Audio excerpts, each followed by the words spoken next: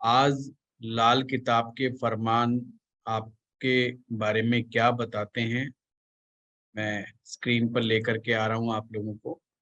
कल इसमें हमने बताया था राइट हैंड और लेफ्ट हैंड का कंसेप्ट।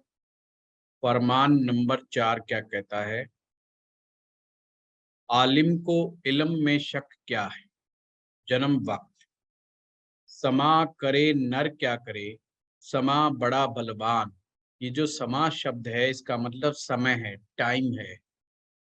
असर ग्रह सब ही पर होगा, परिंदा पशु इंसान। जो परिंद लिखा हुआ है उसका मतलब परिंदा है, और परिंदे में यहाँ पर मतलब है पक्षी से मतलब है।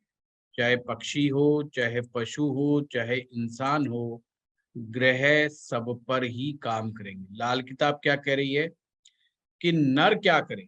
इंसान कुछ नहीं कर सकता, इंसान के हाथों में कुछ भी नहीं है।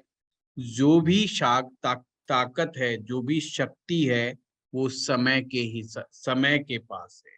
समय सबसे बड़ा बलवान बताया गया है, और ग्रह सब पर ही असर करेगा इस संसार में, चाहे वो पक्षी हो, चाहे पशु हो, चाहे वो इंसान हो। ये फरमान नंबर 4 था। ये मैं जल्दी जल्दी बता रहा हूँ ताकि आपको और कंटिन्यूअस तरीके से हम लोग कर सके। राशियों के बारे में, हाथ की उंगलियों के बारे में बता रहा है। कल भी मैंने आप लोगों को बताया था, ये जो हमारी 4 उंगलियां हैं, इन 4 उंगलियों में आप देखेंगे प्रत्येक उंगली को 3 पार्ट्स में डिवाइड किया गया। इसी पार्ट को, जहां पर ये फ्लैंज पे एक ये निशान लगा हुआ है आपके सामने, उसे लाल किताब ने गांठ कहा है।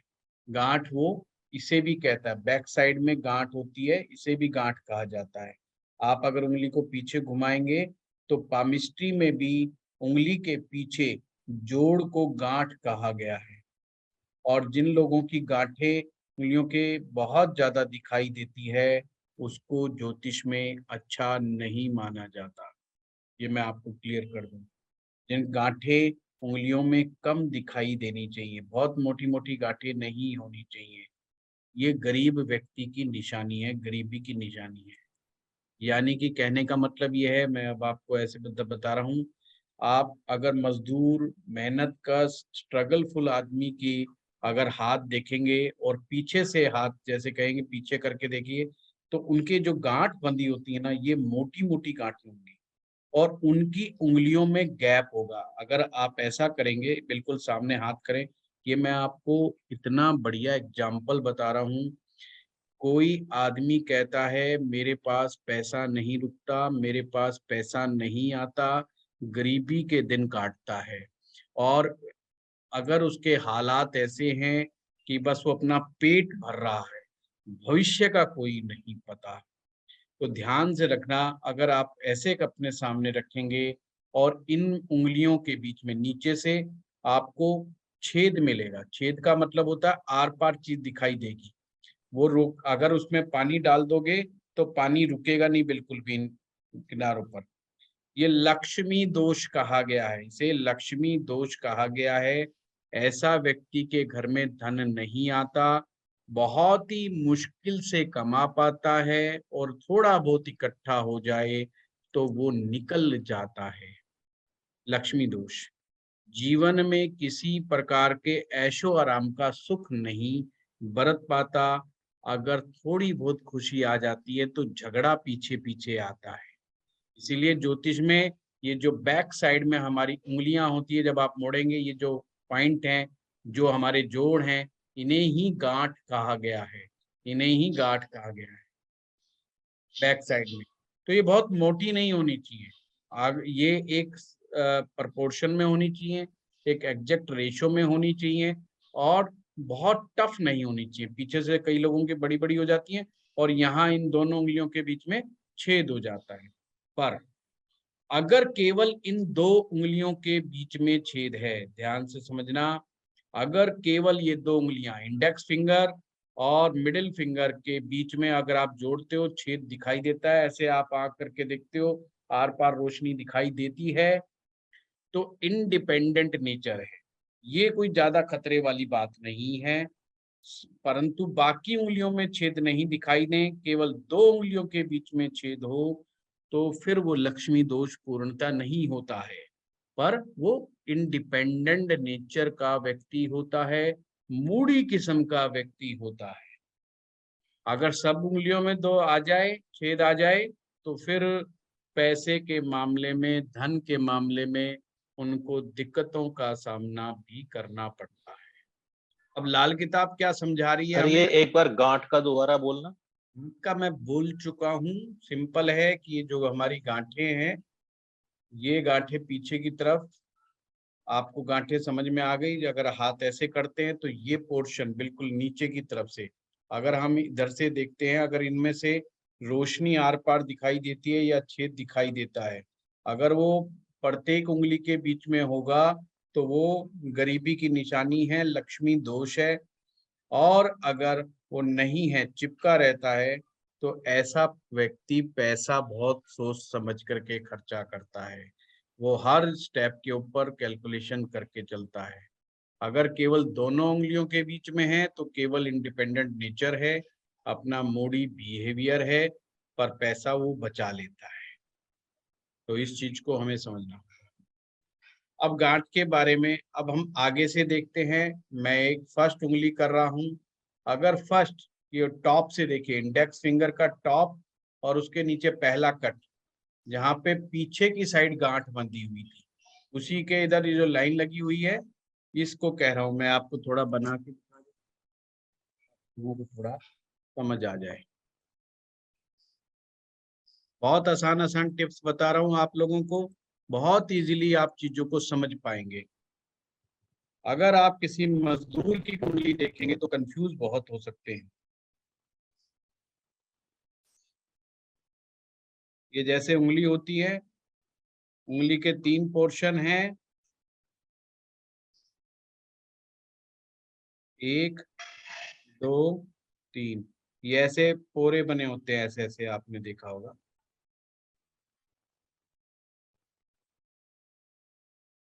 ये हर उंगली में 3 पार्ट्स होते हैं, first part, second part, third part.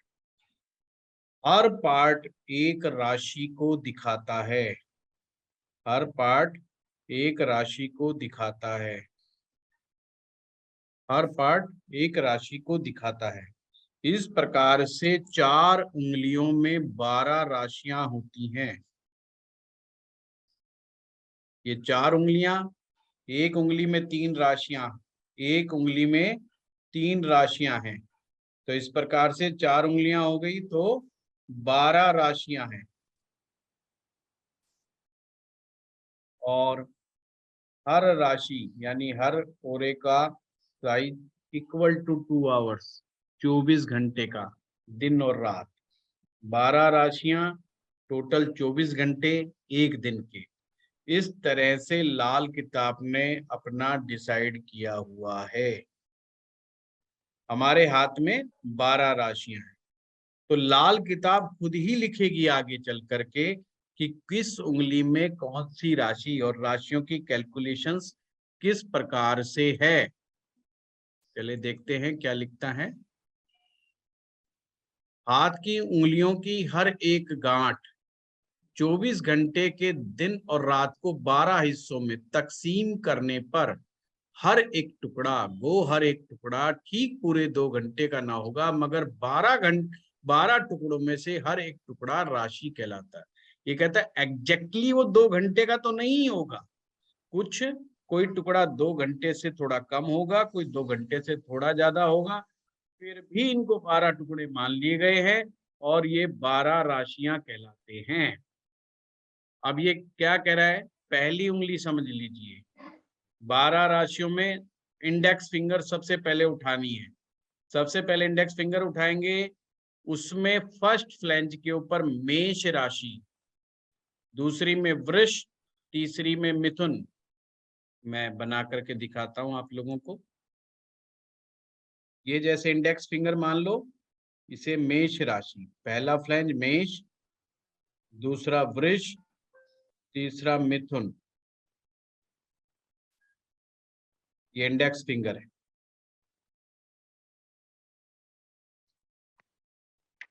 इस तरीके से राशियां लिखनी है। जहां मैंने नंबर 1 लिखा है, ये टॉप से लेकर के फर्स्ट लाइन तक मेष राशि। हाँ, ये गुरुजी, ये मेष राइट हैंड राशि। की बात करेंगे हम लोग? कोई सा भी हाथ ले लो, कोई दिक्कत अच्छा, दोनों के लिए कॉमन हो। नहीं, हर ठीक एक है। में कॉमन नहीं। तो आगे से कोई भी पूछे या समझ आना के लिए पहली उंगली पकड़ लेना।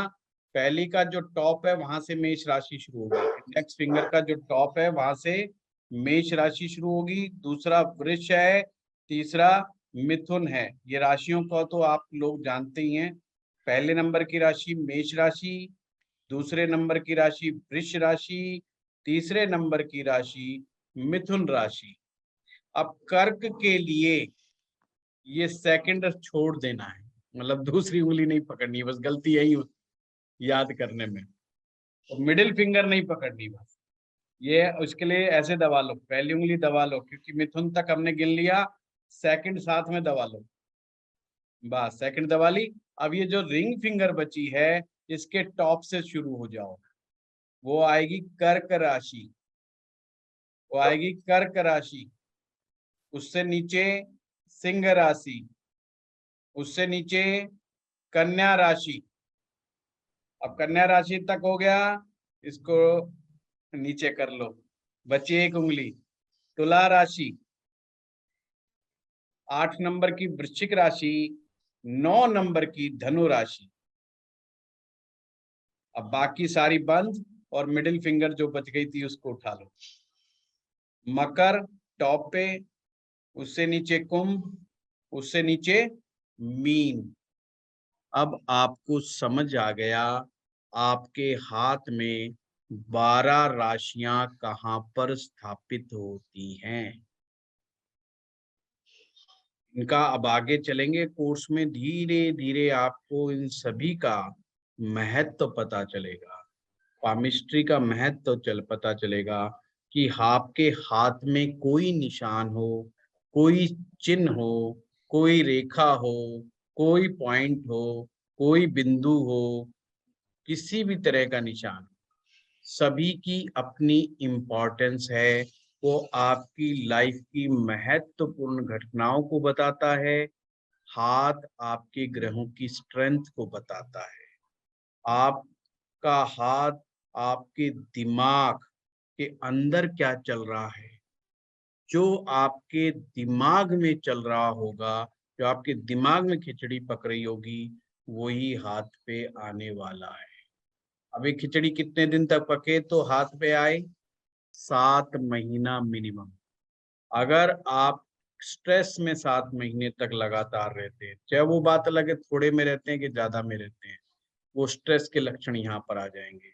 आप किसी घटना को लेके बड़े परेशान हैं, सपोज कीजिए किसी के हस्बैंड वाइफ के रिलेशन खराब चल रहे हैं, और वो रिलेशन खराबी का समय 7 महीने अप्रोक्सीमेटली चल जाता है, तो मैरिज लाइफ के ऊपर के लक्षण आपके हाथ में आ जाएंगे कि इन दोनों की आपस में बनती नहीं है, मैरिज लाइफ गड़बड़ है। ठीक है, तो ये हाथ इतनी इम्पोर्टेंट चीज है।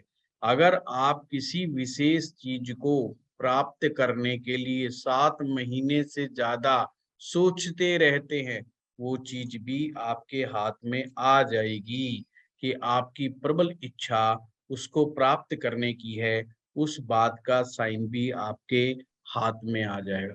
तो हाथ जो है आपका अपना मिरर इमेज है। हाथ आपकी अपनी मिरर इमेज है कि आप क्या सोचते हैं, आपकी दिनचर्या क्या है, आप किस तरह से लोगों से व्यवहार करते हैं। जो हम day to day routine life में सोचते हैं, व्यवहार करते हैं, अपनी रूटीन लाइफ को जीते हैं, वो सभी की सभी हमारे हाथ में आने वाली। हस्तरेखा के अनुसार, लाल किताब में हस्तरेखा के अनुसार ये ध्यान रखना, 7 महीने तक अगर आपने कोई आदत डेवलप कर ली, वो उसे पक्का माना जाएगा, उसके कहते हैं अब ये आदत कायम हो गई, यानी हाथ में उसका निशान कायम हो जाएगा। और अगर कोई गलत निशान बना हुआ है तो गायब हो जाएगा। समझना बात को, अच्छी चीज कायम हो जाएगी, गलत चीज गायब हो जाएगी। तो इसे कायम होना कहते हैं।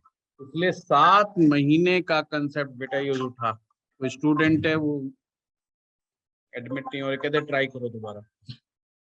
7 महीने का समय लगा है।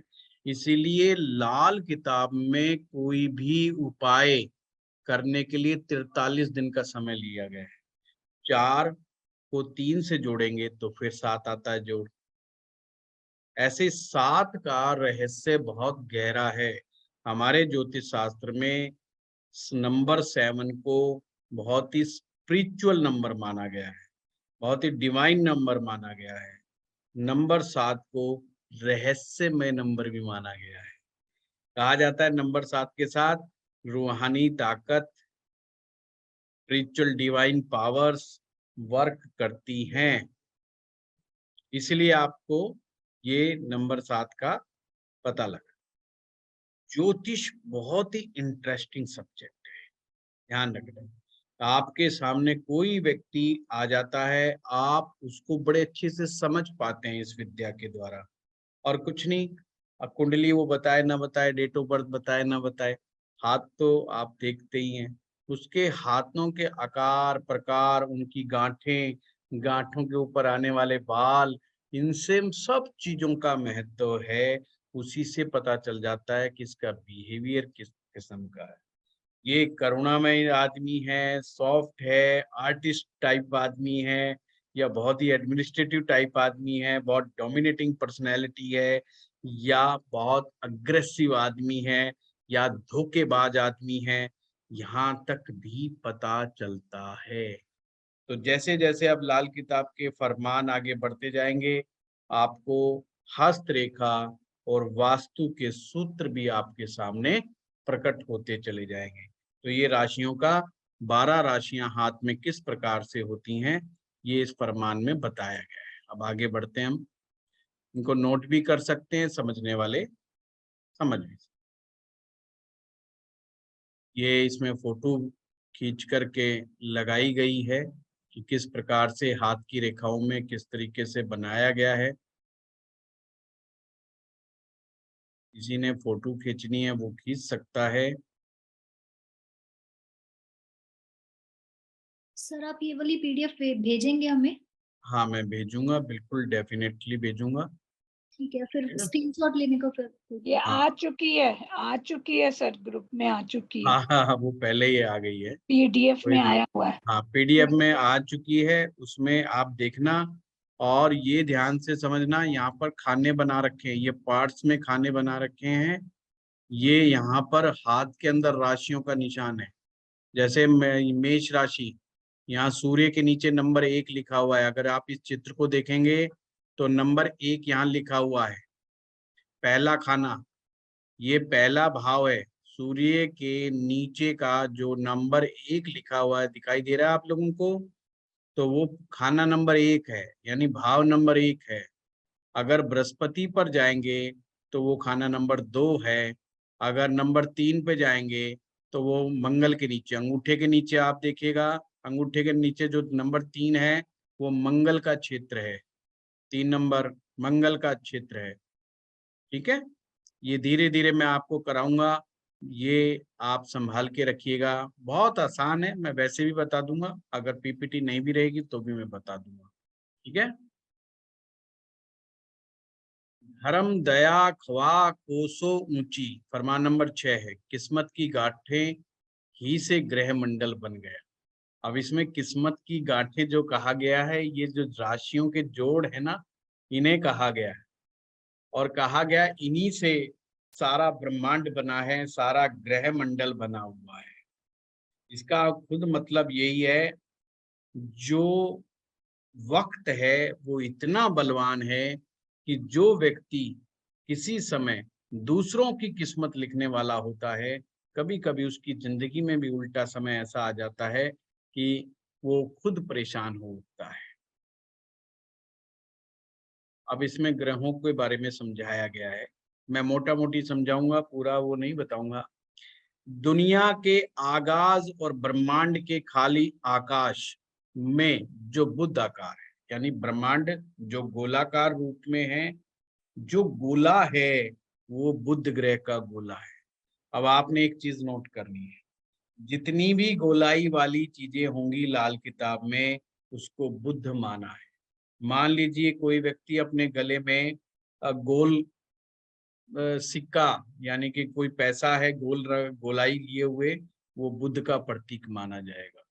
कोई माला है, मणकों की माला जो गोलाई में बनी हुई, गोल बनी हुई है, जैसे स्फटिक की माला होती है, आपने देखा जो बिल्कुल गोल होती है, या मोतियों की गोल माला, रुद्राक्ष की गोल माला, ये सभी गोलाई लिए हुए चीजें बुद्ध की प्रतीक हैं। इसलिए जिन लोगों की कुंडली में गुरु ग्रह 12वें भाव में होता है, उनको गले में माला नहीं पहननी चाहिए, माला धारण नहीं करनी चाहिए। ये आगे चल करके आपको इसका कंसेप्ट पता चलेगा। पर आज ये समझना जरूरी है कि जो गोल चीजें गोलाई होती है वो बुध ग्रह की होती है। चाहे वो मटका होगा गोल, वो भी बुध का प्रतीक है, कोई लोटा होगा वो भी बुध का प्रतीक है। पर चकोर जो निशान होता है, चार भुजा जिसमें समान हो, चकोर जो निशान होता है, ये मंगल नेक का निशान होता है। और जो ट्रायंगल होगा वो मंगल बद का निशान होगा। आगे ना बढ़ के यहीं पे चलते हैं। इसने कहा जो गोलाई लिए हुए सबसे पहले जो ब्रह्मांड था, वो सबसे पहले अंधेरे से भरा हुआ था, और जो ये अंधकार था, ये शनि ग्रह का अंधेरा था। बुध ग्रह से ब्रह्मांड बना, अंडा जो था अंडा, वो भी बुध का प्रतीक होता है। इसलिए जिन लोगों का बुध खराब हो जाता है, उन्हें अंडे नहीं खाने चाहिए। जब बुध खराब रिजल्ट दे तो उसे अंडे खाने छोड़ देने चाहिए। अंडे जो है प्रतीक है बुध का। मुर्गी जो प्रतीक है वो है बुध का। तो जो ये गोलाकार ब्रह्मांड था, ये सबसे पहले अंधकार से भरा हुआ था, और ये अंधकार शनि ग्रह का था। तो इससे क्या समझ में आता है? अंधकार का कारक शनि ग्रह है। तो सांझ के बाद जब सूरज छिप जाता है, सूरज छिपने के बाद का जो समय होता है, वो शनि ग्रह का समय होता है। तो ये याद रखना, ज्योतिष में रेमेडी करते समय बहुत काम आएगी कि जब सूरज छिप जाता है, उसके सूरज छिपने के बाद का समय शनि ग्रह का माना जाएगा और शनि का राज हो जाए। जब सूरज की किरणों की चमक उस गोले में आएगी, तो जो रोशनी है वो सूर्य की प्रतीक है, तो अंधकार छट जाएगा। तो जो प्रकाश है, यानी कि जो दिन का समय है, वो सूर्य का दिन होता है, सूर्य का समय होता है। और मैक्सिमम उपाय लाल किताब में दिन के समय करने का आदेश है। रात के समय बहुत ही कम, ना के बराबर के ही उपाय होते हैं। एक सिर्फ चंद्र ग्रहण का उपाय ऐसा है जो रात के समय किया जाता है। बहुत कम, ना के बराबर उपाय रात के समय करने होते हैं। तो लाल किताब में उपाय जो बताए गए हैं वो दिन के समय करने का ही आदेश है। अब आगे क्या कहता है? सूरज की रोशनी, और यानी सूरज की रोशनी और शनि का अंधकार, दोनों के बीच में हवा होती है। तो ये कहने का मतलब है, दो जहान हैं, एक पृथ्वी लोक जिस पर हम लोग रहते हैं, और एक परलोक, ऊपर का लोक, एक सूरज का, एक शनि का। इन दो जहानों का मालिक गुरु ग्रह होता है, बृहस्पति। तो बृहस्पति को लाल किताब में दो जहान का मालिक बताया है। और जो ऑक्सीजन है वो बृहस्पति की कारक। बृहस्पति को क्या कहा है कि दो जहान का मालिक है। और बृहस्पति की ताकत क्या बताई गई कि वो अंधेरे में भी होता है, मतलब रात के समय भी वो उपस्थित रहेगा, और दिन के उजाले में भी, यानी कि हवा, ऑक्सीजन अंधेरे में भी रहेगी और दिन के उजाले में भी रहेगी। मतलब उसको ना तो उसकी सत्ता को शनि ग्रह भी स्वीकार करेंगे और सूर्य ग्रह के लिए तो मददगार है ही है। इवन किसी अगर आप कांच के बक्से में भी अगर कोई चीज रख दोगे, अगर उसको बाहर से ढक्कन लगा दोगे तो उसके अंदर भी एक ऑक्सीजन, तो ऑक्सीजन हर जगह पहुंच जाती है, हवा हर जगह पहुंच जाती है। तो ये कहा गया कि बृहस्पति हर जगह होता है। ये वही वाली बात है कि बुध बृहस्पति को नहीं चाहता, परंतु उसके बावजूद भी उसकी हवा को नहीं रोक सकता। ये आप लोग पढ़ लेना आराम से बैठ करके। फिर ये मंगल की बात करता है। हाथ में, अब मैं आपके पास हाथ को लेकर के आता हूं। आप ऐसे हाथ करेंगे, आप देखेंगे जो सबसे छोटी उंगली है, जो सबसे छोटी उंगली है, इसके नीचे एक हार्ट लाइन निकल करके जा रही है, जो ऊपर की तरफ बृहस्पति तक जा रही है, इंडेक्स फिंगर तक जो रेखा जा रही है, सबसे छोटी उंगली के नीचे से निकल करके जो इंडेक्स फिंगर तक पहुंचने वाली रेखा होती है, उसे हृदय रेखा कहते हैं, उसे हार्ट लाइन कहते हैं। देख लीजिए, है ना, ये जो लंबी वाली हार्ट लाइन, जो हमारे दिल धड़कता रहता है ना, धक धक धक धक, ये उसकी रिदम से तैयार होती है ये रेखा।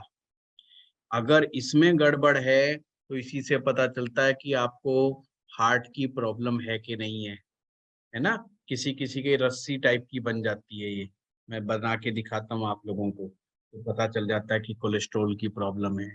उसमें किसी प्रकार का दीप बन जाए, आइलैंड बन जाए, तो कोलेस्ट्रॉल की प्रॉब्लम दिखाता है। रस्सी जैसा बन जाए तो दिल बंदे का बड़ा कमजोर है, डरता बहुत है, उसके दिल की पल्स रेट बढ़ी रहती है, पल्पिटेशन बहुत बढ़ जाती है जल्दी जल्दी। तो यानी कि दिल से संबंधित जितने भी रोग होंगे वो इस दिल की रेखा में बनते रहते हैं। जब आप सीख जाओगे ये रेखा को पढ़ना तो समझ जाएंगे आप लोग कि दिल की धड़कन कैसी चल रही है। ये जितनी साफ सुथरी स्पष्ट होगी, जितनी पिंकिश कलर लिए हुए होगी, उतना ही दिल एकदम मस्त है। और अगर इसका शेड्स डार्क होनी शुरू हो जाए, ये मोटी होनी शुरू हो जाए, तो दिल के हालात ठीक नहीं है। जी हाँ, ये दिल के हालात ठीक नहीं है, ये अंदर वाले दिल के भी हालात नहीं है, और आपका इमोशन, आपका रिलेशन, ध्यान रखना जबकि हार्ट की बात आए, आपका इमोशन, आपका रिलेशन ठीक नहीं है। इमोशनल फटीग में जी रहे हो, रिलेशन गलत रिलेशनशिप के अंदर हो। अगर कोई व्यक्ति गलत रिलेशनशिप में लंबे समय तक है, ये हार्ट की रेखाओं में विकार आना शुरू हो जाता है। कैसे आता है थोड़ा सा बता दूं मैं हल्का सा आप लोगों को।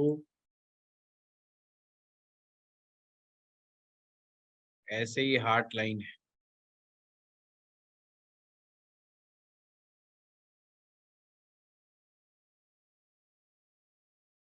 अब देखिए उंगली बना के दिखा।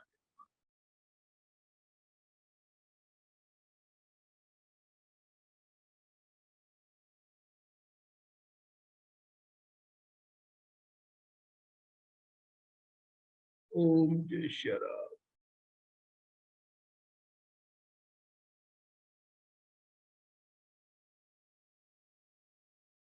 ये जो इंडेक्स फिंगर है, ये यहाँ से निकल के ऐसे, ये आपकी सबसे छोटी उंगली है, और ये पॉइंट ए है, जो ये इसका उद्गम स्थल है, और पॉइंट बी, अब ये किसी के यहाँ तक जाएगी, किसी के यहाँ पर जाएगी, किसी के ये इंडेक्स फिंगर के एंड तक भी पहुंच जाती है, किसी के ये 2 पार्ट्स में डिवाइड हो जाती है, किसी के 3 पार्ट्स में डिवाइड हो जाती है। वो एक अलग केस स्टडी है, लंबी केस स्टडी है। अगर आप लोगों को इसकी बहुत डेप्थ में नॉलेज लेनी है तो हमारी जो एस्ट्रो पाठशाला की ऐप है, उस पे मेरा पामिस्ट्री का कोर्स पड़ा हुआ है, वो आप वहां से भी ले सकते हैं। पर अभी समझने के लिए इतना है, पॉइंट ए से पॉइंट बी ये हार्ट लाइन है। अब इस हार्ट लाइन में किसी भी तरह से इस तरह का चिन्ह बना हो, ऐसी रेखा बनी हो, इस तरीके के निशान हो, या चेन टाइप में बन जाए। चेन टाइप में ऐसे बनती है,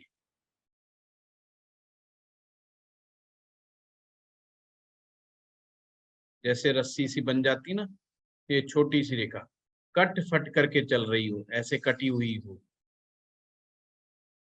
इसमें क्रॉसिंग्स आई हुई हो, ऐसे आई हो, किसी तरह के निशान बने हो, किसी तरीके के, बहुत मोटी हो जाए, जैसे ये है, इसको थोड़ा सा मतलब हल्का सा मोटाई लिए हो,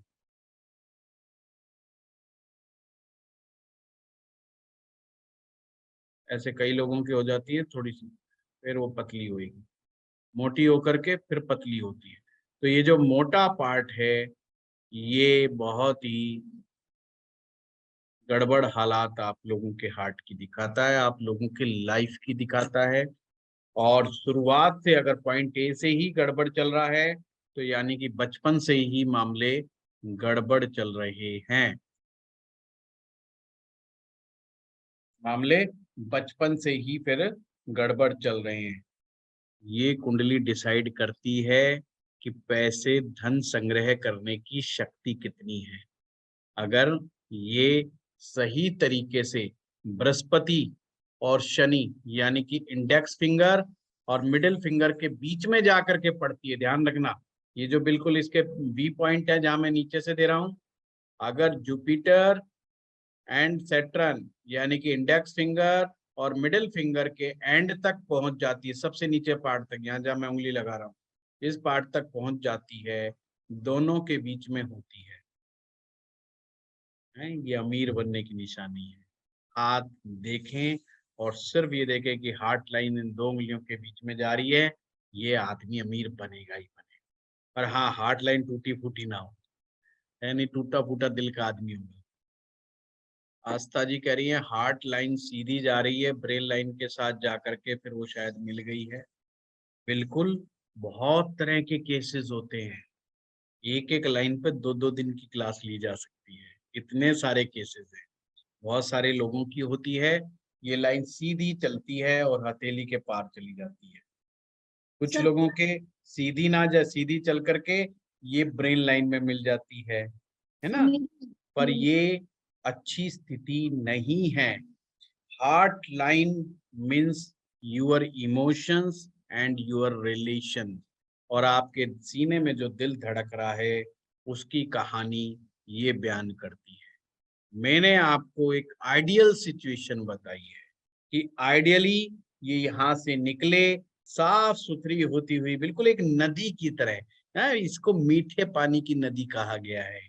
यह मीठे पानी की नदी बहती हुई फर्स्ट क्लास अपनी एक सही डायरेक्शन में, एक अपने सही ऑर्बिट लेते हुए, बनाते हुए, ये इंडेक्स फिंगर और मिडिल फिंगर के बीच में जाकर के नदी के पास आनी चाहिए, तो रुकनी चाहिए, है ना। और जितने ऊपर जाती रहेगी तो थोड़ी थोड़ी बारीकी भी प्रदान करती रहे, पर साफ और स्पष्ट होनी चाहिए, धुंधली नहीं होनी चाहिए।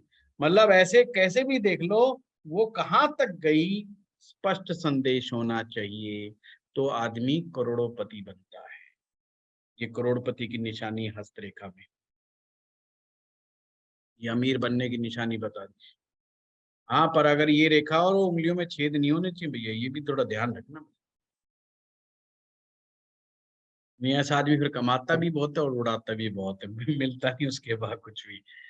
और अगर ये जुपिटर पर पहुंच जाती है तो फिर ये बृहस्पति के गुण ग्रहण कर लेती है। जैसा आप इस हाथ में देख रहे होंगे ना, आपके गुरुजी का हाथ है ना, हृदय रेखा कहाँ पहुंच गई, जुपिटर पर पहुंच रही है। जब आप इसको डिस्कस करेंगे तो ये समझ जाएंगे कि ये जब रेखा बृहस्पति पर पहुंच जाती है तो बृहस्पति के गुण ले लेती है। अब इसको एक तरीके से और भी समझ सकते हो, जिस ग्रह के नीचे जाकर के रुकेगी उसी के गुण ले लेगी। बृहस्पति के ऊपर चली गई, ऊपर तक चली गई, जैसे रुक गई नीचे तो इंक्लिनेशन होगा, ऊपर चली गई तो व्यक्ति कहेगा मैं खुद ही बृहस्पति बन जाऊं तो ज्यादा बढ़िया नहीं रहूं।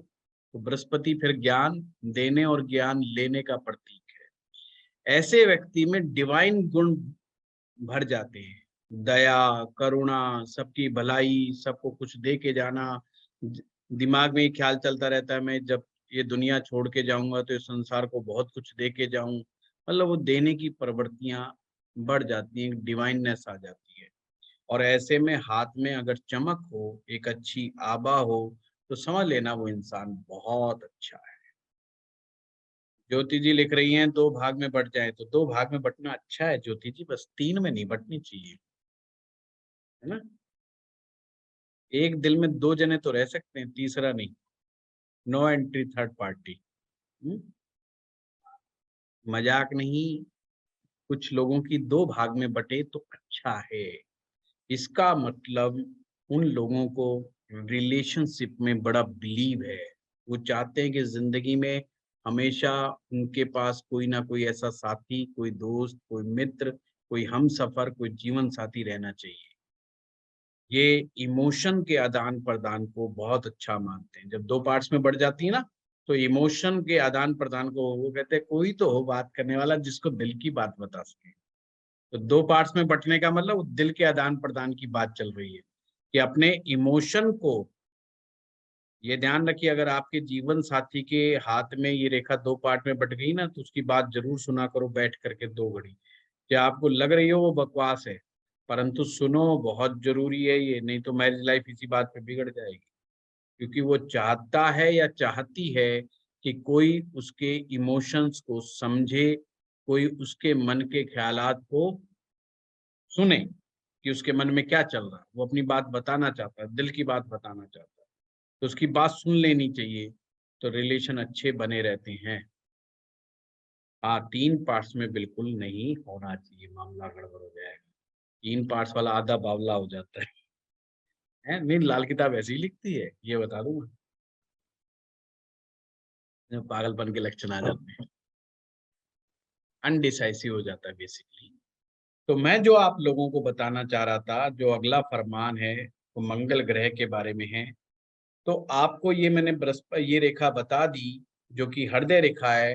हृदय रेखा के नीचे एक रेखा आ रही है जिसे मस्तिष्क रेखा कहते हैं, जो अंगूठे की इधर से निकल करके जा रही है बिल्कुल सीधी, वो मस्तिष्क रेखा है, ब्रेन लाइन है।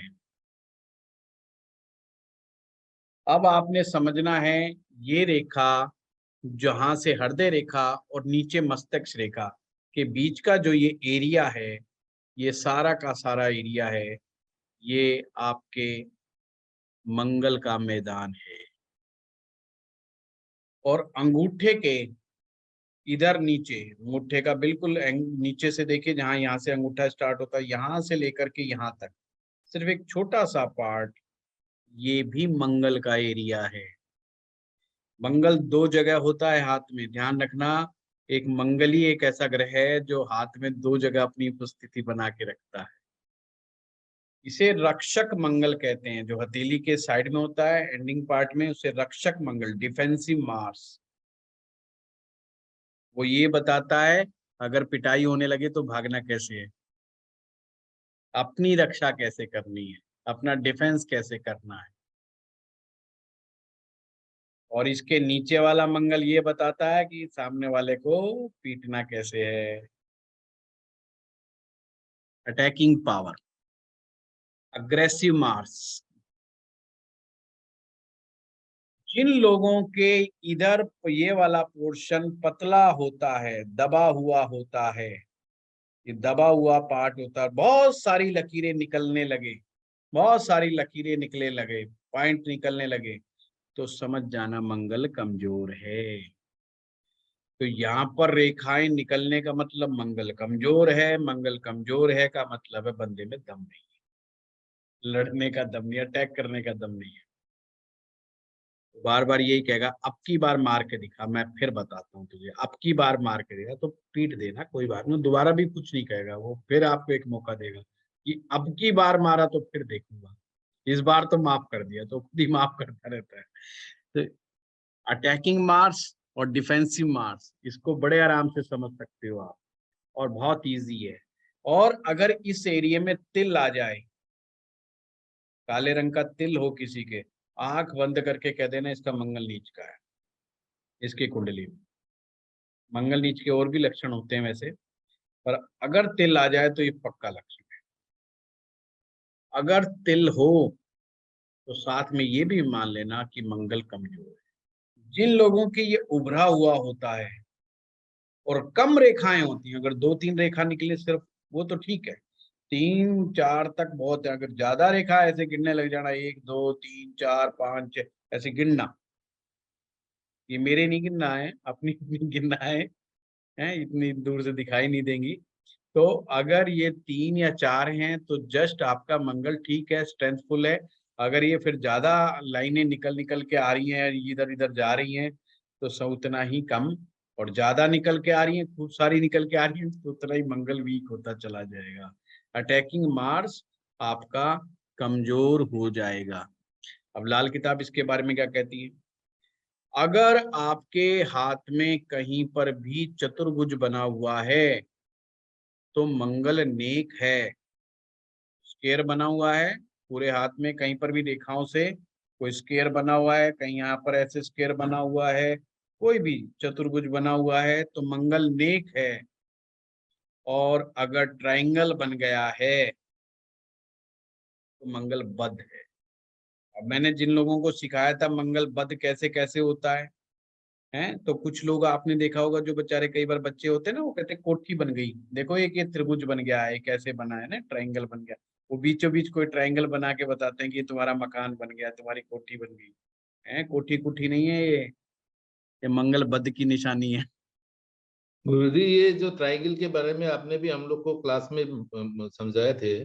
हाँ अभी ज्यादातर अभी तो आजकल कोई मतलब जैसे अपना मोबाइल में भी आ जाता है ये वो ट्रायंगल के बारे में। अच्छा, लेकिन आपका जो सूत्र है वो बहुत बढ़िया है, लेकिन बहुत सारे लोग गलत बोलते हैं इसके बारे में। देखो आप अभी जो पामिस्ट्री के जो सॉफ्टवेयर हैं 70% गड़बड़ है।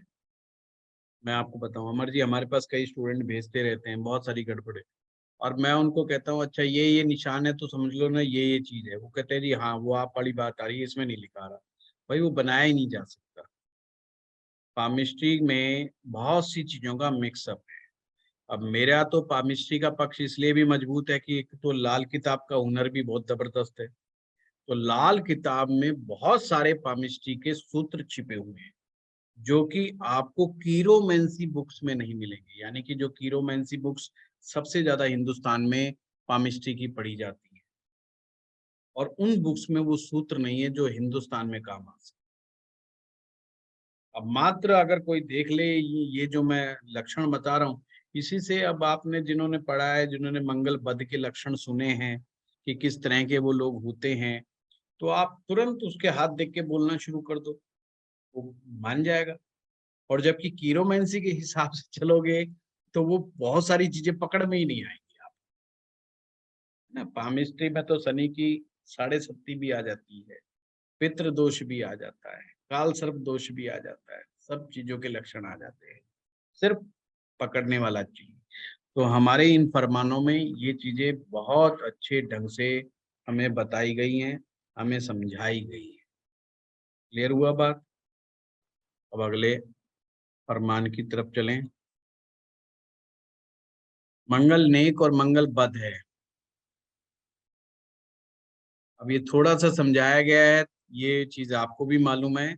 ये कहते हैं बृहस्पति, सूर्य और मंगल 3 ग्रह नर ग्रह कहलाते हैं, यानी मेल प्लेनेट बोलते हैं, पुरुष शक्ति वाले। इसलिए इन तीनों ग्रहों में पुत्र संतान देने की ताकत होती है, संतान पैदा करने की शक्ति भी इनमें होती है। शनि, राहु और केतु, इन 3 ग्रहों को पापी ग्रह कहा जाता है। बुध मुखन्नस चक्कर सभी का, जिसमें सब ये घूमते।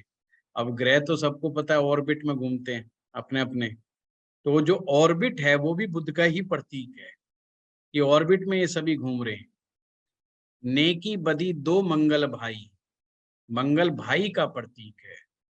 एक मंगल नेक है, एक मंगल बद है। एक नेक मंगल शहद का प्रतीक है और मंगल बद जहर का प्रतीक है। बद लालच गर मारे दुनिया, और नेक बद होगा तो उसमें लालची होगा वो व्यक्ति, और अगर जिसका मंगल नेक होगा वो दान पुण्य में यकीन करता है। ये मैं पीपीटी भेज दूंगा, ये ग्रहों के दोस्त और मित्रों की है, ये मैं करा के टाइम नहीं आप लोगों का वेस्ट करूंगा। ये बनवा दी थी मैंने, पर बाकी बहुत सारे लोग आप में से ऐसे हैं जिन लोगों को थोड़ा वैदिक मालूम है, तो उनके लिए फिर ये टाइम वैसा हो जाएगा। जन्मदिन का ग्रह, जन्म वक्त का ग्रह है, ये मैं बाद में कराऊंगा।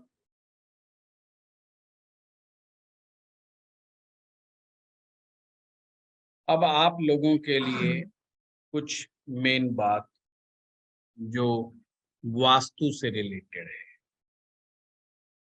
इस व्यक्ति को किस नंबर के मकान में रहना चाहिए, अक्सर ये बड़ा प्रश्न उठता है। तो लाल किताब की जब आप प्रैक्टिस करोगे तो आपसे लाल किताब बार बार आपको समझाएगी कि आपको किस तरह की कौन सी दिशा के मकान में रहना चाहिए, किस तरह के मकान में रहना चाहिए। तो प्रश्न ये भी उठता है कि मेरा जो गली का नंबर कितना होना चाहिए, मकान का नंबर क्या होना चाहिए। तो ये बड़ा कंफ्यूजन रहता है। कई बार न्यूमरोलॉजी का काम करने का तरीका बिल्कुल डिफरेंट है। लाल किताब उसको डिफरेंट वे से कर, जैसे अगर आपकी कुंडली में सूर्य के हालात अच्छे हों तो मकान नंबर 1 में रहना चाहिए। पर आप बोले जी यही तो टेंशन है, यही तो नहीं पता कि मेरा सूर्य अच्छा है कि बुरा है। ये तो मेरे को बड़ा टाइम लगेगा ये पता करने में, अभी तो बहुत लंबा सीखना पड़ेगा। तो उसके लिए कुछ लक्षण बताए गए हैं। अगर किसी व्यक्ति के जिंदगी में उसको पिता का सुख अच्छा मिलता है, फादर से उसकी अनबन नहीं रहती, मतलब फादर से बड़ी अच्छी बनती है, आंखों का कोई भी रोग नहीं है, उसकी आंखें बिल्कुल फर्स्ट क्लास, अच्छी हेल्थ है, और यदि खास करके वो गवर्नमेंट जॉब में है तो ये बड़ा लक्षण है। ये बाकी छोटे लक्षण है, बड़ा लक्षण क्या है? या तो वो सरकारी डिपार्टमेंट में काम करता होगा, या सरकारी पद पर एक बड़ा अफसर होगा, उसमें सहन शक्ति अच्छी होनी चाहिए। आंख बंद करके वो आदमी मकान नंबर 1 में चला जाए। मकान नंबर 1 का मतलब मकान नंबर 1 भी चलेगा, मकान नंबर 10 भी चलेगा, मकान नंबर 19 भी चलेगा। इस तरीके से वो कर सकता है। मकान नंबर 28 भी चलेगा। इनको जोड़ेंगे, जो भी अंक आए, जैसे किसी का 587 तो उनको जोड़ लो अंक, जो लास्ट का आएगा वो अंक की मैं बात कर रहा हूँ। जैसे किसी का मकान नंबर 14 तो 14 को जोड़ लो, 1 और 4 क्या आया 5, तो उसका अंक माना जाएगा 5 अंक। इसी तरीके से जो जोड़ आए मकान का, टोटल जो आए वो 1 आए तो 1 नंबर का मकान माना जाएगा। पर अगर लक्षण उल्टे मिले, पिता से ना बनती हो, सरकारी नौकरी में तकलीफ रहती हो, सरकारी आदमी उसके पीछे पड़े रहते हो, सरकारी डिपार्टमेंट में उसका काम ना होता हो, सरकारी डिपार्टमेंट में काम कराने जाए वहां झगड़ा हो जाए उसका, है? इनकम टैक्स वाले पीछे पड़े रहते हो, जीएसटी वाले पीछे पड़े रहते हो, है? उनको मकान नंबर 1 में नहीं रहना चाहिए। ये आपको सूत्र याद रखना है वास्तु के साथ।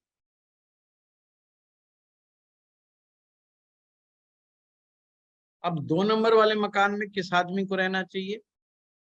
जिसकी माँ की आयु लंबी हो, माँ का सुख हो, माँ से बड़ी अच्छी पटती हो, माँ से अच्छी बनती हो, माँ को जॉइंट्स पेन की तकलीफ ना हो, कमर दर्द की शिकायत ना हो रहती हो।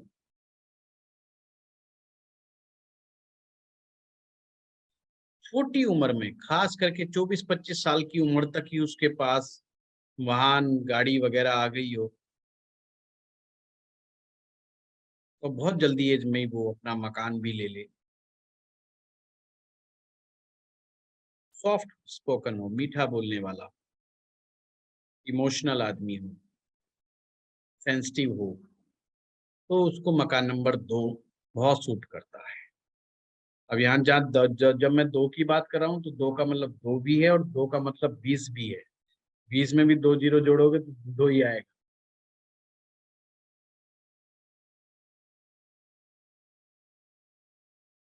और मकान नंबर 29 करोगे तो भी 2 ही आएगा। 2 में 9 जोड़ोगे तो 11 हो जाएगा और 1 और 1 फिर 2 हो जाएगा, तो फिर 2 नंबर। मकान नंबर 29 ये भी 2 ही नंबर का मकान है। तो इस तरह के मकान में आप जो है ले सकते हो। और इनको मेन गेट कहाँ रखना चाहिए? मकान नंबर 1 वाले का सीधा सीधा कंसेप्ट है पूर्व दिशा। पूर्व दिशा में अगर का पूर्व दिशा का मकान होगा तो उनको बहुत ही अच्छा साबित होगा।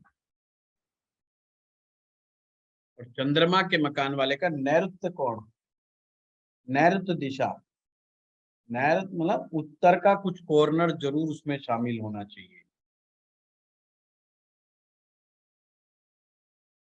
उत्तर और पश्चिम जो दिशा होती है, उत्तर और पश्चिम के जो बीच की दिशा होती है उसे नैऋत्य दिशा बोलते हैं, नैऋत्य कोण भी बोलते हैं।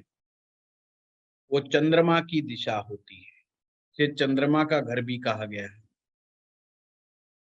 और ऐसे घर वालों को चावलों की बोरी जो है अपनी रसोई में जरूर रखनी चाहिए। 20 किलो 10 किलो का अपना कट्टा भर ले और रखे एडवांस, और उसका यूज ना करे, दूसरा दूसरा लाता रहे। अगर उसको यूज करना है तो यूज करने से पहले एक और नया कट्टा ला के रख दें। चावल को स्थापित करेंगे बहुत बढ़िया। ईशान कोण के अंदर ऐसे लोगों को अपना जरूर कोई घड़ा वगैरह भर के रखना चाहिए, कोई बर्तन पानी का भर के रखना चाहिए। बेशक उनके ईशान कोण में पानी हो या ना हो, उनको अपने घर का ईशान कोण पता कर लेना चाहिए और वहां पर पानी जरूर भर के रखना चाहिए। और चांदी के बर्तन में गंगा जल भर के रख दो ईशान कोण में तो बहुत ही बेहतर है। तो चंद्रमा को बृहस्पति का बल मिलता रहता है, बहुत अच्छी रेमेडी है। ईशान कोण का मतलब है नॉर्थ और ईस्ट, पूर्व और उत्तर की दिशा के बीच में, पूर्व और उत्तर के बीच का कोना, पूर्व और उत्तर के बीच का कोना ईशान कॉर्नर है।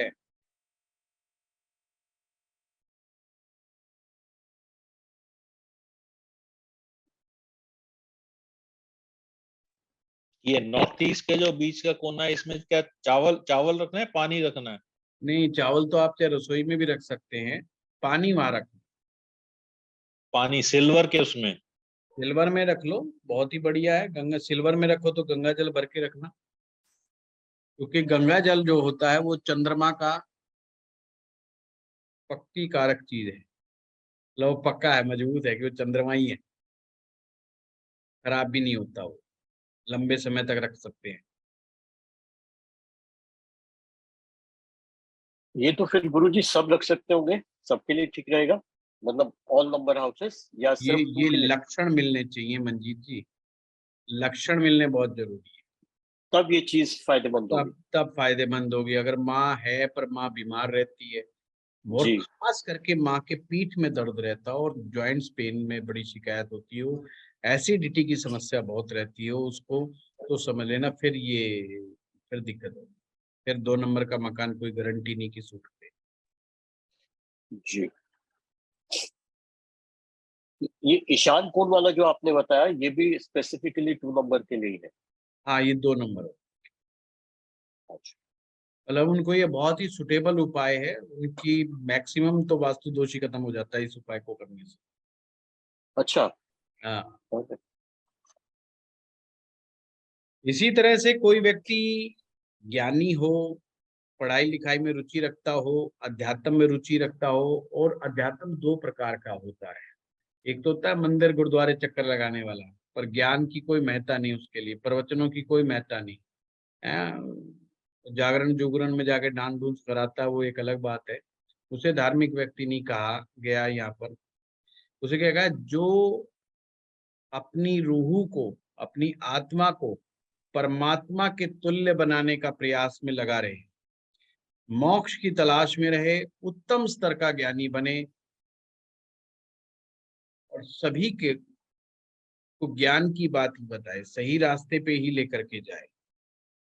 एक तरह से आप कह सकते हो शुद्ध आत्मा का व्यक्ति, प्योर सोल। पढ़ने और पढ़ाने में दिलचस्पी रखता हो, नेक नियति वाला हो, तो उसे 3 नंबर का मकान बहुत सूट करेगा।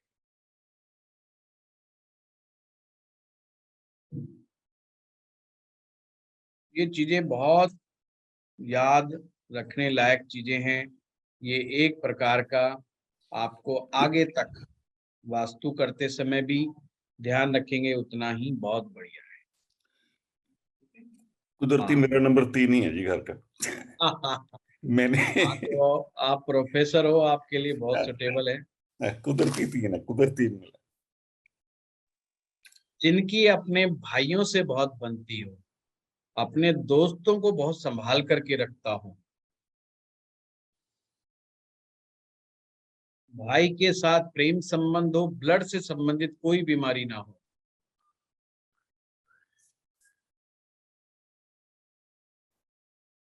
गुस्से पर काबू रखता हूँ,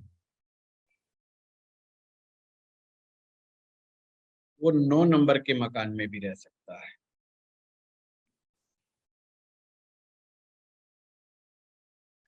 और साउथ फेसिंग भी उसको दिक्कत नहीं देगी।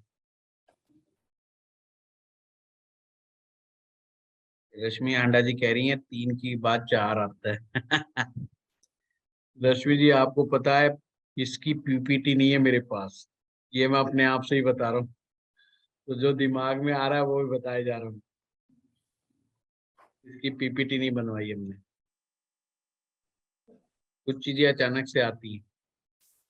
सर इसमें हाउस नंबर 9 में के लिए क्या बताया था? गुड रिलेशंस विद ब्रदर और क्या बताया था? ब्रदर से और फ्रेंड से, फ्रेंडशिप बहुत लंबी चलती है। कई होते हैं ना जी, ये तो हम 50 साल के हो गए जी, तो हम 5वीं क्लास से साथ ही पढ़ते हैं, मेरा दोस्त है, अब हम 50 साल के हो गए।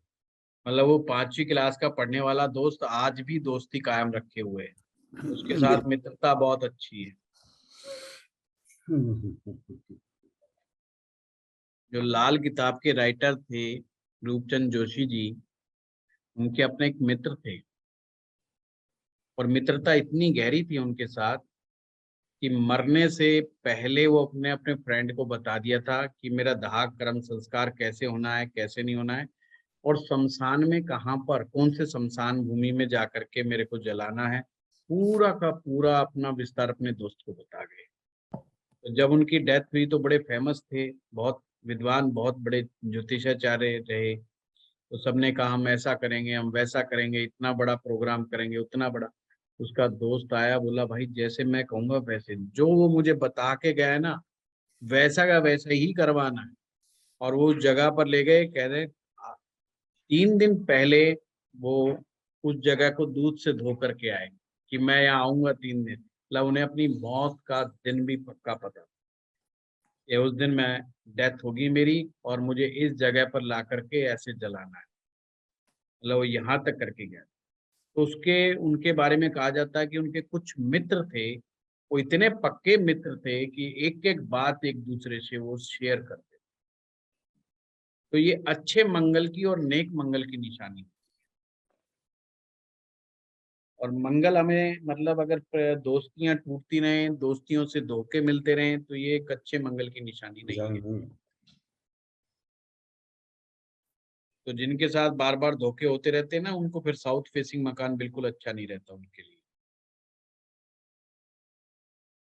इसी तरह से अगर किसी की बहन, बेटी, बुआ, मौसी ये तकलीफ में रहती हो, परेशान रहती हो, उनकी मैरिज लाइफ अच्छी नहीं चलती हो, गरीबी के हालात हों, गरीबी के मारे हुए हों,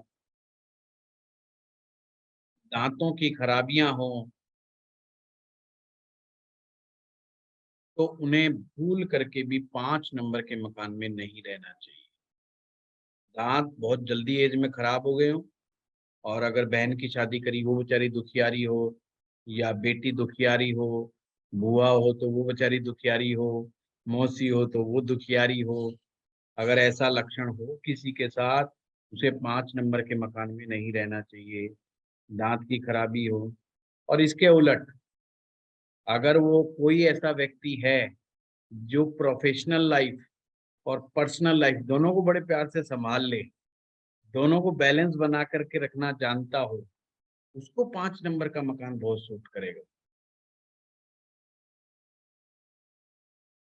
कम्युनिकेशन स्किल अच्छी हो तो उसको 5 नंबर का मकान बहुत सूट करेगा। अच्छा गुड प्लानर हो, अपने सारे रिश्तेदारों में कोई झगड़ा हो जाए, बीच में मुखिया बन करके उनको समझा दे कि भाई तुझे ऐसा करना चाहिए, तुझे ऐसा करना चाहिए।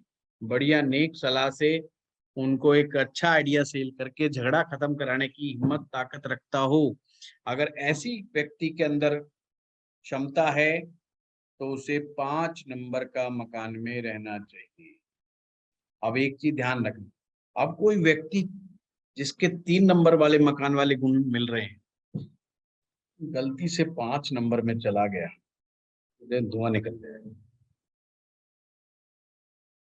बुध वाला बृहस्पति वाले में चला गया, जिसके बुध वाले गुण हैं ये, और वो मकान नंबर 3 में चला गया, उसके साथ बहुत दिक्कतें आती। तो ये बड़ा ध्यान रखने वाली बात है। तो आगे चल करके मैं आप लोगों को बताऊंगा कि किस तरीके से आपको ये सारे के सारे नंबर याद करने हैं। ये याद रखें। आज इतना ही काफी है क्या?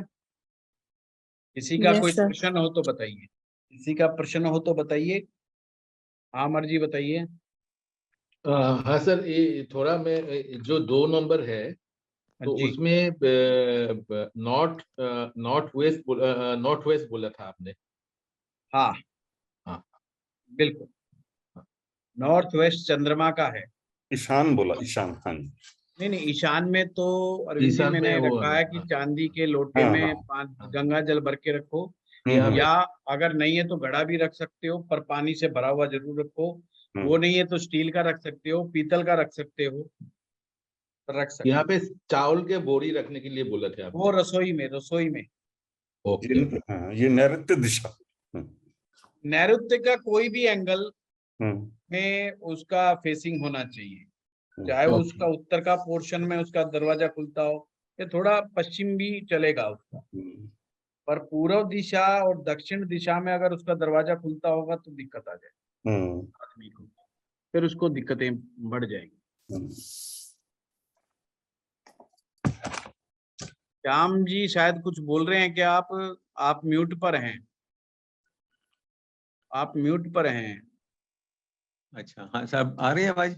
हाँ आ गई, अब आ गई। सर मकान नंबर 5 की फेसिंग क्या होनी चाहिए? मकान नंबर 5 देखिए बुध का मकान है, और बुध के मकान के लिए उत्तर दिशा सबसे बेस्ट होती है। Okay sir. श्याम जी देखो, कैमरे पे रहने का फायदा हो गया। हाँ जी, हाँ अगर जी। आपने कैमरा ऑफ कर रखा, बहुत सारे लोगों ने कैमरा ऑफ कर रखा है और वो बड़बड़ा रहे होंगे और मुझे नहीं हाँ, दिखाई दे रहा होगा, नहीं, आप उनको समझ समझ में आ रहा सकते है कि नहीं आ रहा है। हैं जी, बहुत बहुत शुक्रिया तो सर। इसीलिए मैं हर आपको स्टूडेंट को कहता हूँ भाई आप लोग कैमरे पर रहा करो, शुक्रिया तो उससे मुझे पता रहता है कि किसको समझ में जी आ रहा है, किसको नहीं आ रहा जी। है ना। कुछ की मजबूरी होती है पर कुछ इंटेलिजेंट होते हैं, दोनों ही बातें हैं। हाँ, और किसी का कोई प्रश्न? ये तो बहुत ही बढ़िया, मजे आ गए। सर 4 और 8 को भूल गए आज, हाँ राहु भूला और है, मंगल। भूला राहु नहीं और है मैं, भूला नहीं है, मैंने कहा आप लोग याद रखना, अगली बार बताऊंगा। हाँ सर, अच्छे से बताइएगा। 4, 5, 8, 9। हाँ हाँ, ये तो अभी सीरीज चलेगी, अभी तो रोज मैंने कहा था गुरु मंत्र बताऊंगा नए नए, है ना। आपके इस कोर्स को इतना इंटरेस्टिंग बना करके हम लोग पढ़ाएंगे कि आपको पूरा इंटरेस्ट आएगा उसमें। आपको पामिस्ट्री भी मिलेगी, वास्तु भी मिलेगा, और ज्योतिष भी मिलेगा। तो रोज आपको ऐसे सूत्र तीनों का मिक्स करके मिलेगा। और कभी ये वीडियो यूट्यूब पे जाएगा तो यूट्यूब पे ऐसा मिक्सअप नहीं मिलेगा कहीं, ये एक साथ तीनों चीजें गुरुजी, टॉपिक तो मिल जाएंगे। हाँ मंजीत जी। आपने बताया लाल किताब में जो वास्तु है और जो वैसे वास्तु है इसमें डिफरेंस है, मतलब लाल किताब वास्तु को दूसरे तरीके से ट्रीट करती है, तो कितना डिफरेंस है, मतलब क्या डिफरेंस है अगर? लाल किताब को समझो एक ज्योतिष है, जी इसका वास्तु बिल्कुल ज्योतिष पर डिपेंडेंट है, वो अच्छा, that पर्सनलाइज्ड है बहुत ज्यादा। वो कहता है अपनी Okay. कुंडली देखो मेरे भाई।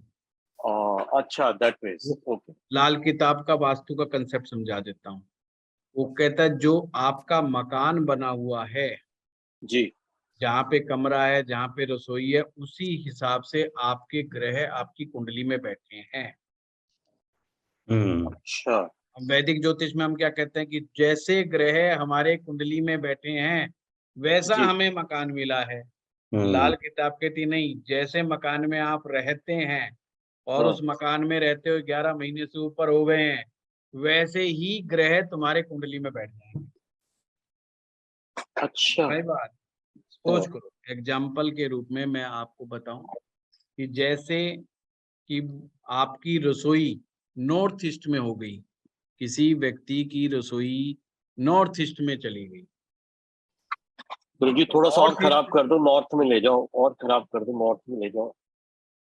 नॉर्थ ईस्ट में मैं तो नॉर्थ समझ लो, वही बात जी नहीं। जी नॉर्थ भी पानी की डायरेक्शन है और जी रसोई मंगल का प्रतीक, रसोई मंगल का प्रतीक है, जी क्योंकि वो वहां पे अग्नि जल रही है और वो पानी की जगह पे चली गई, यस। मंगल नीच हो गया। तो वो लाल किताब कहती है या तो आपका मंगल नीच का है या आपका हाँ, मंगल बद है। अच्छा, बट अगर कुंडली में अब वैसे उसकी मंगल कुंडली अच्छा। में, अब उसकी कुंडली में मंगल बैठा है पहले भाव में। आप समझिए बात को, अब उसकी हाँ। कुंडली देखे तो मंगल पहुंच गया, पहले भाव में बैठा है। तो लाल किताब पहले भाव के मंगल को तो अच्छा मंगल कहती है, वो तो कहते हैं तलवार लिए हुए शस्त्रधारी है, योद्धा है, ये तो पहले भाव में मंगल आ गया, ये तो लड़ने मरने के लिए हमेशा तैयार बैठा हुआ है। तो लाल किताब उसको तो अच्छा मान रही है। पर लाल किताब की फिलॉसफी के अनुसार अगर ऐसे व्यक्ति ने भी रसोई अगर उत्तर दिशा या उत्तर पूर्व में बना दी, या वो ऐसे घर में रह रहा है, तो मंगल शस्त्रधारी मंगल नहीं बचेगा। बद शस्त्र रखे भी रहेगा तो बेचारे अंदर ही पड़े रहेंगे, उस पर चलने नहीं है, यानी मंगल कमजोर हो जाएगा उसका, वो लड़ाई झगड़े से बहुत डरेगा। ओके। ये है लाल किताब का कंसेप्ट। लाल किताब कहती है जैसे घर में रहोगे, घर का कमरा, रसोई, लैट्रिन, बाथरूम, ड्राइंग रूम, पुस्तकालय, मंदिर, जैसे जैसे बैठे हुए हैं उसी प्रकार से कुंडली में ग्रह भी आपके बैठ जाएंगे, असर दिखाना शुरू कर देंगे। अगर आपकी रसोई बिल्कुल आपने साउथ ईस्ट में ले गए, अग्निकोण में ले गए और वहां आइडल पे रसोई डायरेक्शन। बना दी, तो मंगल स्ट्रॉन्ग माना जाएगा। तो 11 महीने के बाद अगर कुंडली में वीक है तो भी वो तो स्ट्रॉन्ग सा स्ट्रॉन्ग इफेक्ट हो देना जाएगा। Yes yes. अब इसको एक एक्सपेरिमेंट कर सकते हो, जो व्यक्ति जिसकी कुंडली में मंगल कमजोर हो, उस व्यक्ति को ऐसा मकान में रहने के लिए 11 महीने से ऊपर दे दो जिसकी रसोई अग्नि कोण में हो प्रॉपर, उस आदमी में 11 महीने के बाद नेट बोल्डनेस आ जाएगी, वो दबना बंद कर देगा, वो परवाह करनी बंद कर देगा क्या होगा लाइफ में, वो देखा जाएगा, सब सुलट लेंगे, एकदम उसकी पर्सनैलिटी में रूपांतरण आ जाएगा। ये है लाल किताब की थ्योरी। ओके। अब ठीक है, ये वाला वो कहता है कंसेप्ट। ग्रहों में, ग्रहों को वो रेमेडी भी यही बताती है, बिल्कुल ग्रहों के अनुसार समझाती है आपको। अगर कोई ग्रह किसी भाव में खराब रिजल्ट दे रहा है तो वो अपने घर में रखी हुई चीजें जो कि उस ग्रह से रिलेटेड हैं, कारक हैं, उन्हीं चीजों के माध्यम से उनको हटाने से या वहां पर चीजें रखने से करेक्ट। उपाय करती है। अगर किसी की कुंडली में मंगल बद है तो मंगल नेक करने के लिए तांबे के लोटे में साबुत मूंग की दाल भर के रख दो और उसको पूर्व दिशा की तरफ रख दो। पूर्व दिशा सूर्य की दिशा, हरे जी मूंग जो है बुध के हो गए, तांबे का बर्तन सूर्य का हो गया, और उसको आपने एक विशेष दिशा की तरफ रख दिया तो मंगल नेक बना दिया, हो गई रेमेडी। तो आपका जो मंगल बद था अब वो बद वाले रिजल्ट नहीं देगा। मंगल बद क्या करेगा, घर में हल्ला मचाएगा, परिवार वालों को तंग करेगा, हमेशा कमियां निकालता रहेगा। उनको कोई प्लान बता दो, अगर प्लान उसका है तो it is the best plan, और अगर प्लान दूसरे का है तो तेरी ऐसी कम तैसी, इस प्लान में दम ही नहीं है। चाहे आप कितना अच्छे से अच्छा बता दो, वो उसकी मतलब धज्जियां उड़ा दो। तो अब ऐसे आदमी के स्वभाव से सारे परेशान हो जाएंगे, तो जी। क्या करें उसकी। तो फिर वो ये उपाय करने की सलाह लाल किताब कहता है, भाई इसके घर में सबसे पहले तो मंगल को ठीक करो। वास्तु रश्मि जी उसी वास्तु बात के का जवाब दे रहा हूँ कि वास्तु नहीं बदला जाए तो क्या करें, ऐसे अपने ग्रहों को ठीक करें, चीजें लगा वास्तु लगा करके हटा हटा करके। बल्कि वास्तु के हिसाब से इसका सॉल्यूशन ये भी है कि हम ईशान कोण में, जो कि साउथ डायरेक्शन हो गया, साउथ ईस्ट, वहां पे हम मंगल दीप बोलते हैं, मंगल दीप रोज हम जलाए, अग्नि जलाए, तो ये हाँ, भी सॉल्यूशन हो गया, ये मतलब भी उस एंगल सॉल्यूशन से है, ये भी सॉल्यूशन है, बात वही है, ये भी अग्नि सॉल्यूशन हम है। वो सही जगह दीपक पर ले जलाने आए। के लिए इसीलिए बोला है। देखिए वो आपकी पर्सनल ब्रांड है। साउथ के दिशा के अंदर अगर अग्नि नहीं है तो आपकी पर्सनल ब्रांड के ऊपर क्वेश्चन मार्क है। पर्सनल ब्रांड क्या होता है कि आपने किसी को कहा कि मेरे कहने पर तू ये काम कर दे, और उसने कर दिया। उसने कहा बाबूजी आपने कहा था मैंने कर दिया, और अगला गए यार तू कौन खाम खा, तेरी बात मैं क्यों मानूं। तो इसका मतलब आपका पर्सनल ब्रांड जीरो है। पर्सनल ब्रांड साउथ डायरेक्शन से चलता है। अगर साउथ डायरेक्शन वीक है एज ए पर्सनल ब्रांड, मामला गड़बड़ है। और अगर आप ज्योतिषी हो तो वहां पर्सनल ब्रांड बहुत इंपॉर्टेंट है कि लोग आपको कितना बिलीव करते हैं, लोग आपकी बात मानते भी हैं कि नहीं मानते, तो वो बहुत जी। बड़ी बात है।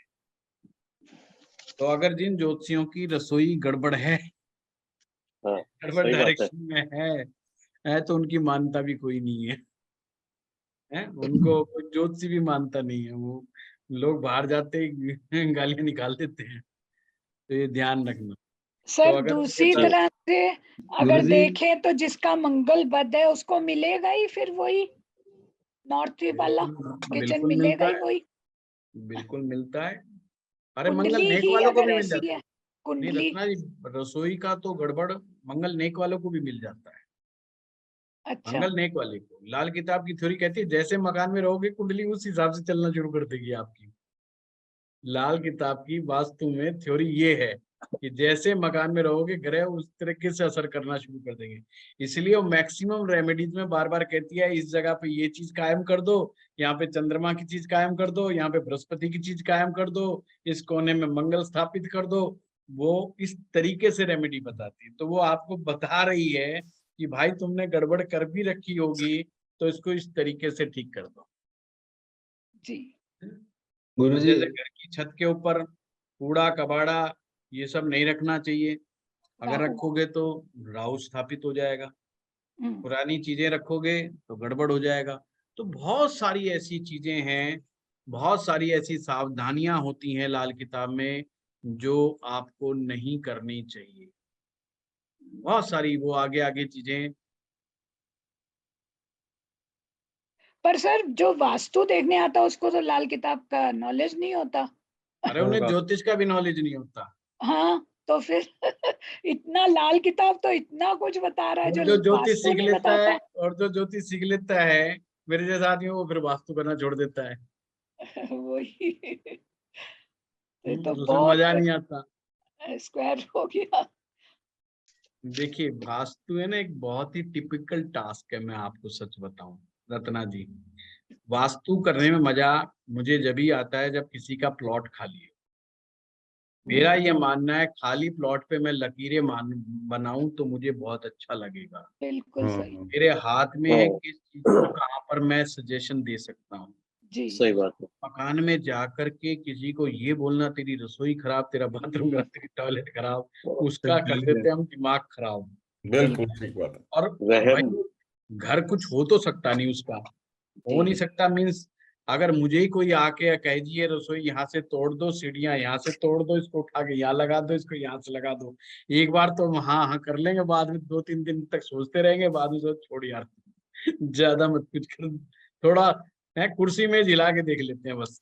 तो इससे ज्यादा वो कुछ कर नहीं सकता। और वास्तु में बहुत सारे केस सर्जरिकल केस होते हैं, मतलब जिनको अगर आप नहीं हटाओगे तो बात नहीं बनेगी। अब ऐसे में वो बेचारे टेंशन में चले जाएंगे, स्ट्रेस में चले जाएंगे। और मेरे पास अभी केस आया 3 दिन पहले, 4 मंजिल तक गलत सीढ़ियां लगा रखी ओ भाई, और उसको 4-5 वास्तुशास्त्री बता चुके। तो मेरे पास आकर के उसने बताया नहीं कि मुझे लोगों ने बताया है, मुझे कहता है जी अगर ऐसी दिशा के अंदर यहाँ सीढ़ियां हो तो कैसी रहेंगी, मतलब मुझे नक्शा भी नहीं दिखाया, वैसे पूछ रहा है। मगर बेकार है, ये लक्षण आएंगे और ये चीज, हमने तो लाल किताब पढ़े हुई लक्षणों का, अब वो लक्षण बिल्कुल 100% मैच कर रही। अब वो टेंशन में कहते जी फिर क्या करूं, तोड़नी पड़ेगी। मैं बिल्कुल तोड़नी पड़ेगी, इसके बगैर काम नहीं चलेगा। मैंने बिना सोचे समझे कह दिया।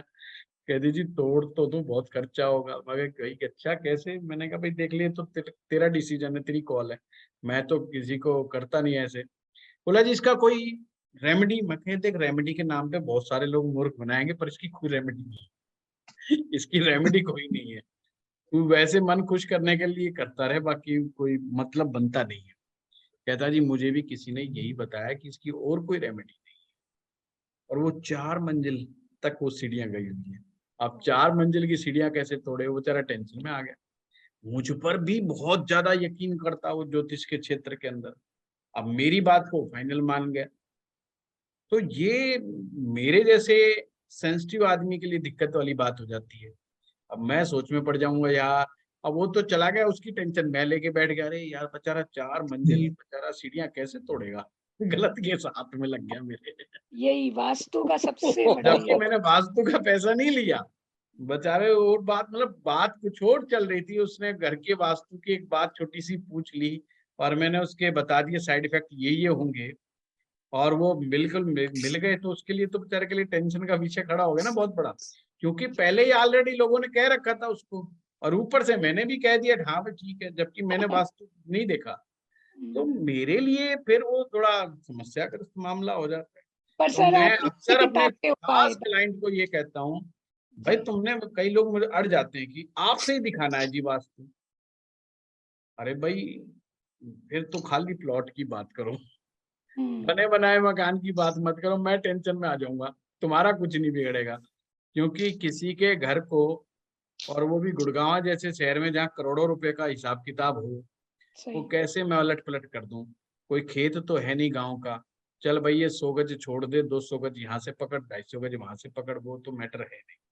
तो यहाँ तो 100 गज के भी 1-1 करोड़ रुपए से ऊपर का हिसाब किताब है। तो ऐसे में बहुत ही बड़ी बहुत सारे वास्तु, आपको लाल किताब में ऐसे ऐसे टिप्स मिलेंगे कि जी। पूछो मत। अब मान लो किसी की कुंडली में बृहस्पति 2nd हाउस में बैठा है, देखो कमाल की बात, उस आदमी को भूल के भी अपने जन्म स्थान से दक्षिण दिशा की तरफ शादी नहीं करनी चाहिए। अगर वो दक्षिण दिशा की तरफ शादी करेगा तो प्रॉब्लम में फंस जाएगा। जीवन साथी की कमाई में दिक्कत आ जाएगी, या तो जीवन साथी कमा के नहीं देगा या कमाई में दिक्कत आ जाएगी। और देखो अब ये क्या है, सावधानियां है। अब कोई जवान छोकरा आ जाए, कोई किसी के बृहस्पति 2nd हाउस में है, तो आप समझा सकते हो भाई साउथ की तरफ मत जाइए और जो साउथ कर फेसिंग में चुका है। मकान भी मत बनाइए। जी। तो आप समझा सकते हो है कि तेरी ससुराल जो है साउथ फेसिंग की नहीं होनी, मतलब साउथ की दिशा की तरफ नहीं होनी चाहिए है। और साउथ इंडियन लड़की से तो बिल्कुल मत कर लियो, अगर कोई नॉर्थ इंडिया का है। तो ऐसे ऐसे आपको पता नहीं 100 से भी ज्यादा टिप्स मिलेंगे इस कोर्स में, छोटे छोटे, जिनको आप याद रखेंगे। क्लाइंट आपके पास आएगा, आप उन्हें जब ये सजेशन दोगे ना, उनके लिए बहुत ही कमाल के सजेशन होंगे। और जो कर चुके होंगे उल्टा काम, वो भी हिल जाएंगे कि हाँ हाँ हाँ ये तो गड़बड़ हो गई है, ये तो हुआ है, हाँ हाँ ये लक्षण तो बिल्कुल मैच कर रहा है। ठीक है, तो वो भी चीजें हैं। सर पर लाल किताब के उपाय कितना काम करते हैं अगर वास्तु के हिसाब से? मैंने आपको बताया था 5 चीजें बताई थी कि 5 चीजें अगर वो व्यक्ति नहीं करता है, मतलब नेक विचार से चलता रहता है और अगर वो बिलीव करता है तो 100% इफेक्टिव होते हैं। रत्ना जी ध्यान रखना, करवाने वाला, उपाय को करवाने वाला सही होना चाहिए। उपाय बताना अलग है, पर उपाय को करवाना इफेक्टिव तरीके से ये बहुत जरूरी है। उसके नियमों को पालना जरूरी है। वो एक्सपीरियंस से आते हैं। उसमें ना बहुत लंबे समय तक तो लोग क्वांटिटी डिसाइड नहीं कर पाते कि यार ये कभी तो गुरुजी 600 ग्राम चने की दाल बता देते हैं, कभी 400 ग्राम बता देते हैं, कभी 2 किलो बता देते हैं, कभी 1 किलो। ये कैसे सेट होता है? घरों तो के प्रॉब्लम की सीवियरिटी को कैसे पता चलता है कि कितनी क्या हिसाब से, कब वजन का 1/10 भाग दाल दान देनी होती है, कब वजन के बराबर की दाल दान देनी होती है, वो किस समय करना चाहिए, ये थोड़ा अनुभव से आता है, ये थोड़ा सीखना। परंतु जब हम जहाँ 40 किलो दाल दान करने की जरूरत हो और वहां हम 400 ग्राम दे देंगे तो इफेक्ट कैसे आए? जहाँ 500 ग्राम, जहाँ 500 mg की टेबलेट की जरूरत है, वहां आप 50 mg की दोगे तो कहाँ से असर आएगा? तो गलत तरीके से कराई गई रेमेडीज का वर्क नहीं करती। तो हमारे पास ये भी बहुत बड़ी चीज है कि आप जो रेमेडी करवा रहे हो वो सही तरीके से करना जरूरी है, और जो कर रहा है उसका रेमेडी पर भी विश्वास हो और आप पर भी विश्वास हो, तो दोनों चीजें काम करेंगी। दोनों चीजें जब मिलेंगी तो रेमेडीज काम करेंगी, ऐसी चीज काम नहीं। और यही दवाओं के साथ खेल है। अगर किसी का किसी पैथी पर यकीन नहीं है, कोई ऐसा आदमी पकड़ लो जिसको होम्योपैथी पे यकीन नहीं है, मैं कह रहा हूँ, और होम्योपैथी की बेस्ट दवाई ले आओ, पर उसके साथ वर्क नहीं करेगी वो दवाई। उसको पिलाओ दिखा दिखा के दे कि होम्योपैथी की दवाई है, उसके मन में बार बार यही आना, भाई ये कुछ काम नहीं करेगी। एक केवल जुकाम के ऊपर भी आप एक्सपेरिमेंट कर लोगे ना, खांसी पर भी आप एक्सपेरिमेंट कर लोगे, आप हैरान हो जाओगे वो होम्योपैथी की दवाई उसके लिए काम नहीं करेगी। और उसको जिस पैथी पर बहुत ज्यादा यकीन होगा वो उसके खाने के तुरंत के बाद ही रिलीफ मिलनी शुरू होगी। तो ऐसे ही हमारी लाल किताब की रेमेडीज होती है। लाल और रेमेडीज कोई हो, चाहे वैदिक रेमेडीज हो, लाल किताब रेमेडीज हो, सबकी सब बिलीफ सिस्टम पर वर्क कर। ये ध्यान में, बिलीफ सिस्टम मोस्ट इम्पोर्टेंट। ये बहुत बड़ी बात की सर ने। फेथ बहुत जरूरी